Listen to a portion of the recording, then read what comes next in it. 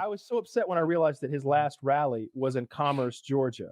That's like 20 minutes from where I'm from. Dude, he's coming to Raleigh, I think. But like you don't Probably going understand everywhere. like Commerce, Georgia is so close to where I'm from. Like I absolutely would have went just to see the show. Yeah, I advise anybody out there. It doesn't matter what your political leanings are. This isn't about politics. You should go because it's a cultural phenomenon. The same way you'd go to like the Puerto Rican Day Parade just to see it. Yeah, it's kind of like medieval times. Like you're just going for the show. Yeah, exactly like medieval times. You don't need to be like, I don't know, all about turkey legs and I don't know, medieval combat or anything. You could just want to see a show. And that's what you're going to see at a Trump rally. You're going to see some wild shit, and you're going to get to see like you're going to see Donald Trump. I mean, why wouldn't you want to see that? Are they crazy free? Shit? Are rallies free? Yeah, pay? They're free. They're free, but I don't want to. I don't know if it's still the case. You used to have to get there really early, like in his prime. It depends where you want to sit, and it depends what the seating is. So at this last event, because they did it at the drag race track, they've got those huge stands that like go up, and so like it didn't matter where you sat, you're going to get a pretty good view of the guy. Like where I went, we were in an auditorium. I think I was like roughly 4th row, 5th row, maybe back. So I had gotten there at 5 a.m. I was in line at like 5 a.m. roughly, something like that. I spent the night up there to like get there early, and I was like, oh, we're going to be in the front row. We're going to be able to smell them. Nope. Nope. There were a lot of people there when we got there. It might be easier now because you went, it was his first presidential run, and he was just captivating America, right? Yeah. But right now, he's not running for anything. You're just going to listen to him sing his greatest hits about the election being stolen. I don't think he's filling places anymore. So you can get a seat. You'll be inside. Yeah.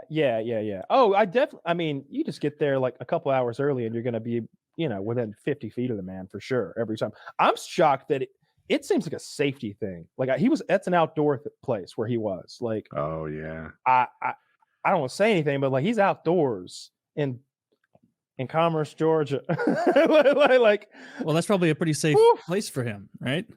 I mean, politically, it doesn't get any safer, but like he's just saying a guy with bad intentions. But I mean, guy with bad intentions. He's a former president. Like they all have their group of guys like securing shit. Like Jimmy Carter's is dead basically, and he's still got Secret Service. Yeah, but everybody's out to get Jimmy. I think what Kyle's saying is like a sniper could shoot Donald Trump outdoors, and that would be a scary thing. It just seemed like he was outdoors, like at the track, and they didn't give you a 360 view, but like I know to the right was a quarter mile of racetrack. I've been there a bunch of times. I'm sure they're pretty careful.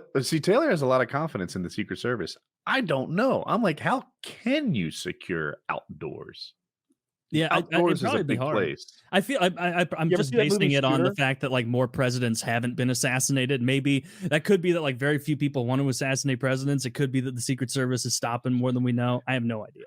Right. I lean into this. People generally don't try to kill people all the time. Like yeah, that's probably more likely. I don't know. DoorDash on the surface seems like an incredibly dangerous job. Going to strangers' houses and knocking on the front door, like you're super vulnerable. Except that people aren't like that in real life. Like people generally don't. I don't hear about DoorDashers. Yeah. Well, you're all like, and they have your information and everything. Like if you do something, it's this. They've got you. Like there was the girl that dropped off my food the other night. I was like, "You're too pretty to do this. Somebody's gonna grab you. Run!" Run before I change my mind. That's what I meant. That's what I meant. I'm glad you got it. Yeah.